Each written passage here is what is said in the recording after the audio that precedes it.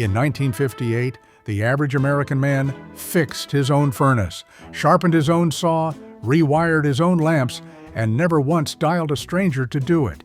His entire toolbox cost less than what a plumber now charges just to knock on your door. Today, the average service call runs $150 before anyone even touches a wrench. Number 19 on this list was so ordinary that Sears sold the parts for 19 cents, and it still saves a $200 repair bill. Number 6 was taught in every junior high shop class in America, and then quietly deleted from the curriculum. And number 1 is the one skill that could save your house from burning down or flooding. And most homeowners today genuinely do not know it. These weren't hobbies. This was just being a man with a house. Let's count down all 30, starting with number 30.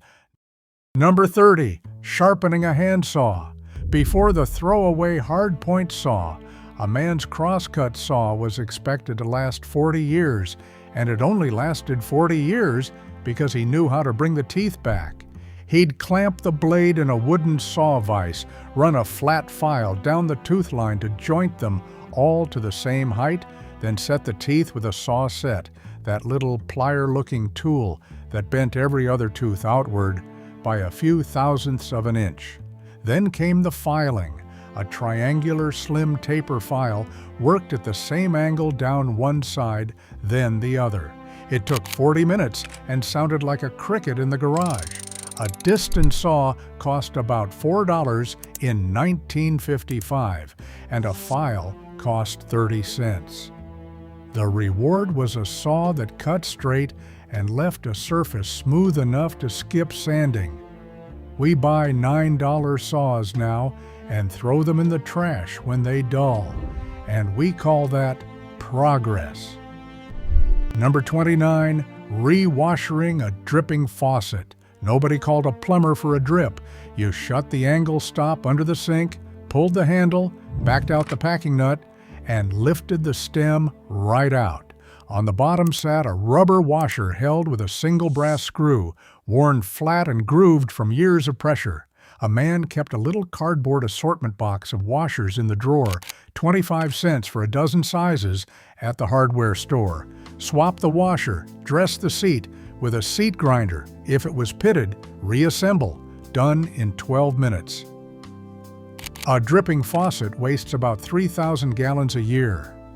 Modern cartridge faucets are designed so you replace a $40 cartridge instead of a 2-cent washer, and most people just replace the whole faucet. That's not innovation, that's a business model. Number 28, rewiring a lamp. When the table lamp flickered, your grandfather didn't buy a new lamp. He unplugged it, squeezed the socket shell where it said press, popped the brass shell off the cap, and found the 2 screws, brass for hot, silver for neutral. He'd cut off the frayed cord, feed new lamp cord up through the base, tie an underwriter's knot so a tug on the cord could never pull the wires off the screws, strip a 1/2 inch, curl the copper clockwise, and tighten it down. Zip cord ran about 6 cents a foot. A new socket was 35 cents. 20 minutes and an heirloom lamp outlived 3 owners. That underwriter's knot alone, a simple figure 8 in the 2 conductors, is a 100-year-old safety detail almost no one under 60 has ever heard of. Number 27, glazing a window pane. Every man knew how to cut glass and set it. He would chip out the old hardened putty with a stiff putty knife, sometimes warming it with a soldering iron to soften it, pull the little triangular glazing points with pliers, score the new glass with a steel wheel cutter, 1 pass, firm, never twice, and snap it clean over the edge of the bench. Then a bed of putty, the pane pressed in, points pushed into the wood every 6 inches, and the finish bead rolled on and struck at a 45-degree angle with a wet knife so rain would run off it. Linseed oil putty cost 30 cents a can. A pane for a double-hung window ran under $1. Today, a broken window means a window company, an estimate, and a 4-week wait. Number 26, rescreening a window or door. Summer meant screens, and screens meant tears. He'd pop the rubber spline out of the channel with a screwdriver, peel off the old aluminum or fiberglass cloth, roll a new piece over the frame, and use that little wooden spline roller, the one with a convex wheel on one end and the concave wheel on the other, to press the mesh and the spline into the groove in one continuous pass. The trick was tension. Too tight and you bowed the frame. Too loose and it bellied in the wind. A roll of screen ran $1.50 and did the whole house. Then he'd trim the excess with a utility knife riding right on the roller wheel. Screen repair shops now charge $30 a panel for 11 minutes of work. Number 25, replacing a broken sash cord. Here's one that has almost completely vanished. Old double-hung windows didn't have springs. They had a rope running over a pulley to a cast iron counterweight hidden in the wall pocket. When the cord broke, the window either slammed shut or wouldn't stay open. So a man pried off the interior stop molding, tipped the sash out, opened the little access panel in the jamb, fished the weight out, and tied a fresh length of braided cotton sash cord, about 10 cents a foot, with a figure-8 knot that seated into the pocket in the sash edge. The whole secret was cord length. Too long and the weight hit the floor, too short, and it jammed at the pulley. This one skill kept 100-year-old windows working better than the vinyl replacements we spent $800 a hole on today. Number 24, patching plaster over wood lath. Before drywall took over in the 50s, walls were 3 coats of plaster troweled over thin wood strips. When a chunk came loose, the man of the house did not cut out the wall. He would rake out the crumbling plaster, check that the keys, the ooze that squeezed between the lath and locked the wall in place, were still gripping, wet the edges so the old plaster would not drink the water out of the new, and pack it in coats. Base coat first, scratched with a nail for tooth. Then a finish coat of lime putty and gauging plaster, troweled while it was still going off in that narrow window where it was stiff enough to hold and wet enough to polish. Plaster ran about $2 a bag. The repair outlived the man who made it. Here is where it gets interesting. Number 23, silencing a squeaking floor from underneath. The squeak isn't the wood, it's a nail moving in a hole. Every man knew that, and knew the fix was almost never from the top. He would go down into the basement with a helper walking above, listen for the flex, and drive a wooden shim, coated in carpenter's glue, into the gap between the joist and the subfloor, not hammered in. Tapped gently, just until it kissed the underside. Drive it hard, and you would lift the floor and create a new squeak 3 feet away. For a wider gap, a length of 2x4 screwed to the joist as a cleat snug against the subfloor. Total cost, a shim and a dab of glue, maybe 4 cents. Contractors today quote $400 to assess the subfloor. Number 22, re-gluing a chair with hide glue. Every family had that one dining chair that wobbled, and every man knew that the wrong answer was to squirt yellow glue into the loose joint. He'd knock the chair apart with a rubber mallet, scrape the old glue out of the mortises with a chisel, and heat hide glue in a pot until it ran like syrup. Why hide glue? Because it's reversible. It grabs itself, so a joint glued in 1910 can be steamed apart and re-glued in 1960 and again in 2026. He'd brush it in hot, clamp with a band clamp or a loop of clothesline twisted tight with a stick, a Spanish windlass, and let it sit overnight. That chair is probably still in somebody's dining room. Modern glue makes a joint you can never repair again, only replace. Number 21, putting a real edge on a chisel. A dull chisel is a dangerous chisel. That was gospel in every shop class in America. So he kept a Norton oilstone in a wooden box on the bench, coarse on one side, fine on the other, a few drops of light machine oil on the surface. The bevel went down at 25 degrees, and he'd work it in figure eights until a burr rolled up on the back and you could feel it with a thumbnail. Then flip to the fine side, then strop it on a leather belt loaded with buffing compound until the edge would shave the hair off his forearm. That was the test, not is it sharp, but does it shave. A stone cost $1.50 in 1960 and lasted a lifetime. Most tools today are dull out of the box and nobody notices. Number 20. Sharpening a drill bit by hand. This one's nearly extinct. A twist bit that stops cutting isn't broken. It's dull, and a man restored it freehand on a bench grinder in about 40 seconds a bit. He'd hold the bit at 59 degrees to the wheel, touch the cutting lip, and rotate his wrist in a small arc while dropping the shank slightly. That motion created the relief behind the edge so the lip could bite instead of rub. Then the other side, matching it by eye. The test was in the chips. A properly sharpened bit throws 2 equal curling ribbons of steel, not dust. Uneven, and it drills oversize. A set of bits cost $3, and a man might sharpen the same quarter-inch bit 200 times over 30 years. Number 19. Sharpening and balancing a mower blade. Every spring, before the first cut, the blade came off. He'd tip the mower with the carburetor side up so it wouldn't flood. Jam a block of wood against the blade and break the bolt loose. Then a mill bastard file, 10 strokes per edge, following the factory angle, never rounding the tip. But here's the part everyone forgets: balancing. He'd hang the blade on a nail through the center hole. If one side dropped, he'd file that side until it hung dead level. An unbalanced blade shakes the crankshaft and destroys the engine bearings in 2 seasons. A file costs 30 cents. A new mower costs $60.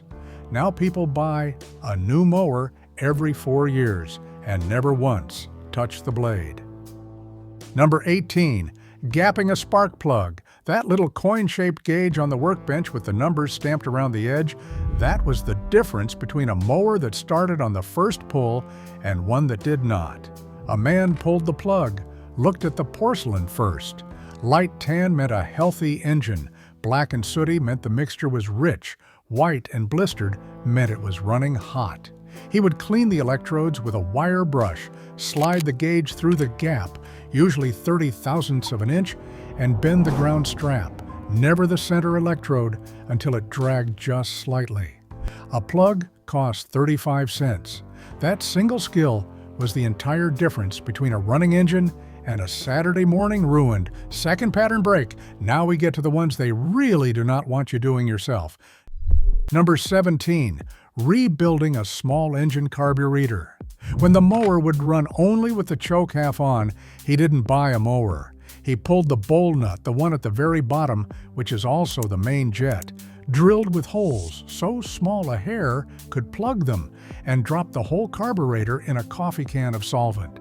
Then a rebuild kit, a new float needle, a bowl gasket, a diaphragm, 55 cents at the hardware store. He'd blow every passage clear with compressed air, never a wire, because a wire enlarges the orifice and ruins the metering forever. Set the float level, reassemble, and turn the mixture screw. A slow 1 1/4 turns out. It ran like new. Small engine shops now charge $90 for the same 25 minutes. Number 16. Sweating a copper joint. Every homeowner with copper pipe knew how to solder it. Cut the pipe with a tubing cutter, ream the burr out of the inside, or skip that, and you get turbulence and a pinhole leak in 10 years. Clean the outside of the pipe with emery cloth and the inside of the fitting with a wire brush until both shine like a new penny. Brush on flux, slide it together, heat the fitting, not the joint, and touch the solder to the far side. If it's hot enough, capillary action sucks the solder around the whole joint in a heartbeat, and you see a silver ring appear all the way around. That ring is the whole art. A spool of solder ran $1. A plumber's minimum today is $175. Number 15, repacking a valve. When water wept out around the handle stem, not the spout, the handle, the fix wasn't a new valve. The stem passed through a packing nut stuffed with graphite-impregnated string that compressed around it to seal. Over the decades, it dried out and shrank, so a man backed off the packing nut, picked out the old crumbling packing with a bent awl, and wound in 3 or 4 turns of new graphite packing, or in a pinch, self-forming packing rope from a little tin can, 19 cents. Tighten the nut just until the weeping stops and the handle still turns with 2 fingers. Over-tighten and you score the stem. That's it. 19 cents versus a $200 valve replacement. Number 14, running a drain auger. Nobody poured a jug of caustic chemicals down a slow drain. A man owned a 1/4-inch hand auger, the drum with a crank, about $4 at Sears, and knew that the clog was almost always in the trap, or the first 8 feet. He'd feed the cable until he hit resistance, then lock the thumb screw and crank clockwise, feeding pressure in gently, so the head bit into the clog instead of coiling back on itself. And he knew the golden rule: keep turning the same direction on the way out, or the clog slides off the head, and you've done it all for nothing. For a toilet, a closet auger with the vinyl sleeve, so the porcelain never got scratched. Number 13, draining the water heater and checking the anode rod.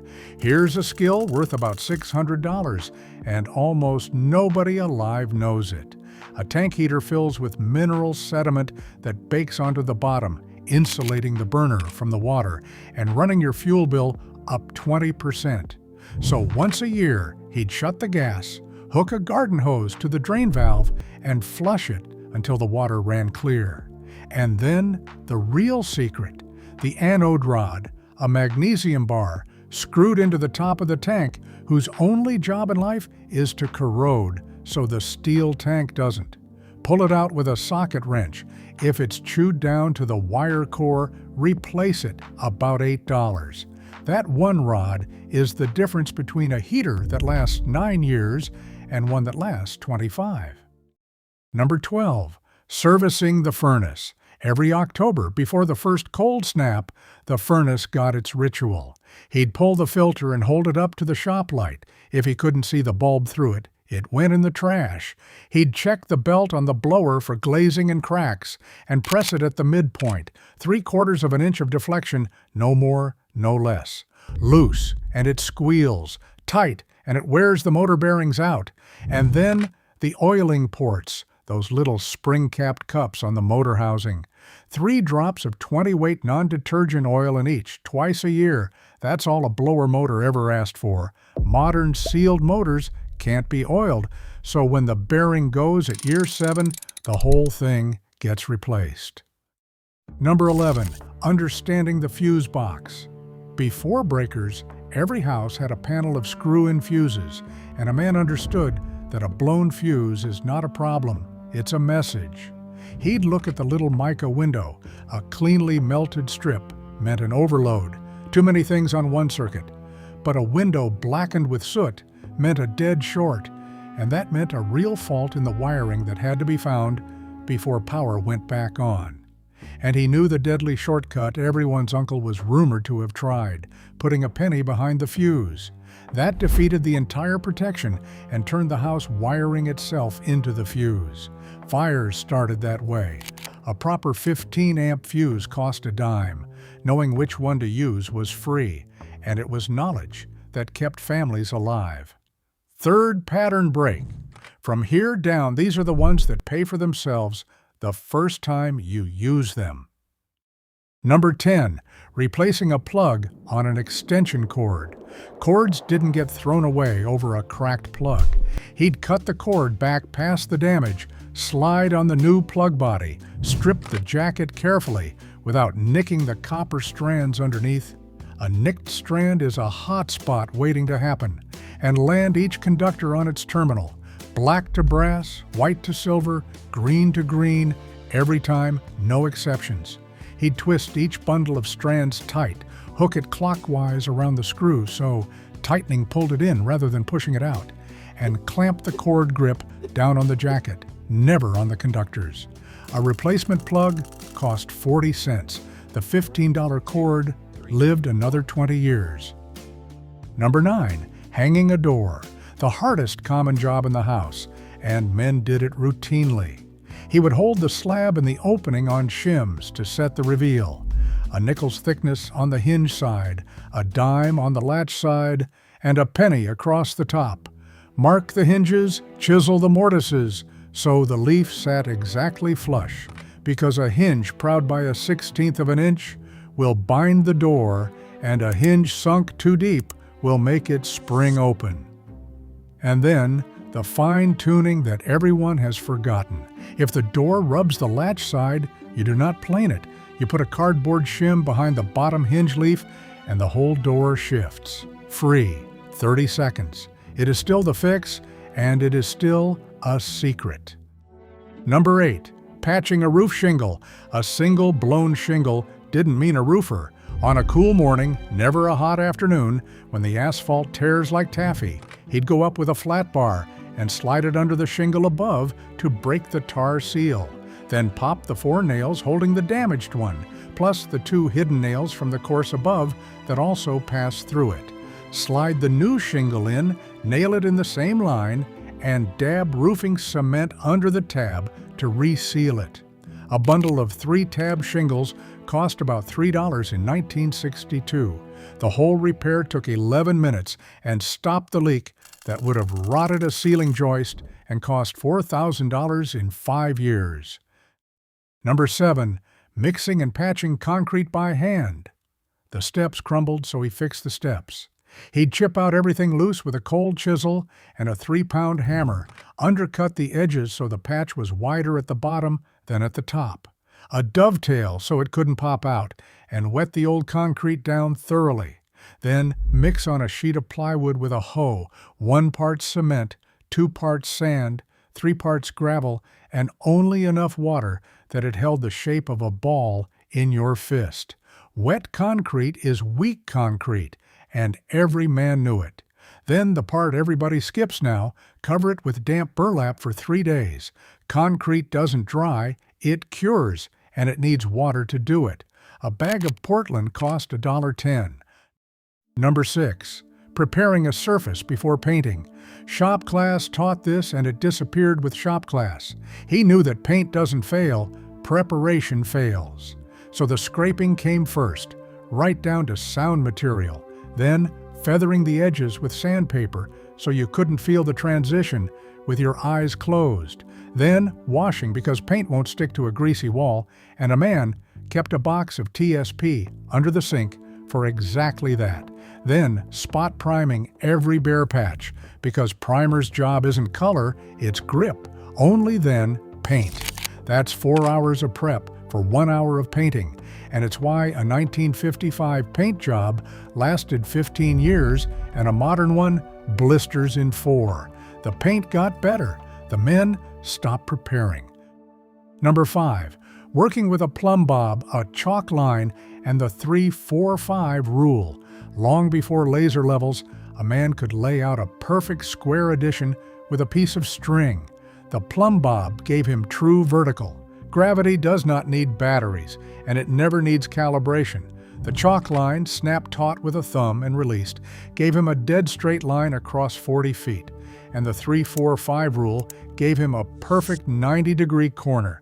Measure 3 feet down one line, 4 feet down the other, and adjust until the diagonal between them measures exactly 5. That is the Pythagorean theorem, used by Egyptians 4,000 years ago, and by every American carpenter until 2005. The whole kit cost $2. The math is free, and it has never once been wrong. Number 4. Buying lumber by reading the wood. At the lumber yard, a man didn't just grab the top boards off the stack, he'd sight down the edge of each one, eyeing for crown, bow, and twist. He looked at the end grain. Tight rings meant slow-grown, dense, stable wood, while wide rings meant fast-grown and weak. He knew that a board with the growth rings arcing across the end, flat sawn, would cup away from the heart as it dried, so he'd install it bark side up on a deck so it shed water instead of holding it. He knew a tight knot was fine, and a loose black knot was a hole waiting to happen. Framing lumber ran about 10 cents a board foot. Knowing what to reject was worth more than the price. Number 3. Fastening into a hollow wall. Sooner or later, everything has to hang on a wall, and a man knew there were exactly 2 right answers: find a stud or spread the load. He found studs by tapping. The hollow sound goes solid, and confirmed by looking at the baseboard for nail heads or filler dimples, then measured 16 inches from there, because framers work on 16-inch centers, and always have. And when there was no stud, he reached for a toggle bolt, that spring-loaded wing that opens behind the drywall and grabs 3 square inches of it instead of a 1/4 inch. A toggle costs a dime and holds 50 pounds. A plastic anchor costs a penny and pulls out with your grandmother's mirror still attached. Number 2. Rope work. Every man knew 3 knots and knew them cold. The bowline, which makes a loop that will not slip and will not jam, no matter how much load you put on it, and which unties with a flick even after a truck has pulled on it all day. The taut line hitch, which grips under tension but slides by hand, so you could tension a tarp or a clothesline or a tent guy without a single piece of hardware. And the clove hitch, for tying off to a post in 2 seconds flat. He learned them from his father or from scouts, practiced them in the dark, and used them every week of his life. 100 feet of manila rope cost about $2. Ratchet straps replaced all of it, and something got lost. Number 1. Knowing how to shut off your own house. And here it is, the one that matters more than every other skill on this list combined. Every man knew, without hesitating, without a flashlight, without Googling, exactly where 3 things were. The main water shutoff, usually where the supply enters the basement wall, so a burst pipe means 30 seconds of water instead of $30,000 of damage. The main gas valve at the meter, and the fact that a 1/4 turn with a crescent wrench puts the handle crosswise to the pipe and stops it. And the main breaker in the panel. He knew it because his father walked him down to the basement and showed him once, and then quizzed him on it. That's all it ever took. Today, most homeowners have never located a single one of the 3, and the moment they need it, it's already too late. 30 skills. Not one of them is genuinely hard. Not one of them takes special talent. Every single one was ordinary knowledge, passed from a father to a son in a garage on a Saturday. And every single one is worth real money the first time you use it. So here's my challenge. Pick one this week. Go find your 3 shutoffs. Sharpen your mower blade. Put a real edge on a chisel and feel what sharp actually means. Then tell me in the comments which one you tried and which one your dad or your grandfather taught you that I left off the list. Because these weren't hobbies. This was competence. And competence is still available to anyone who wants it.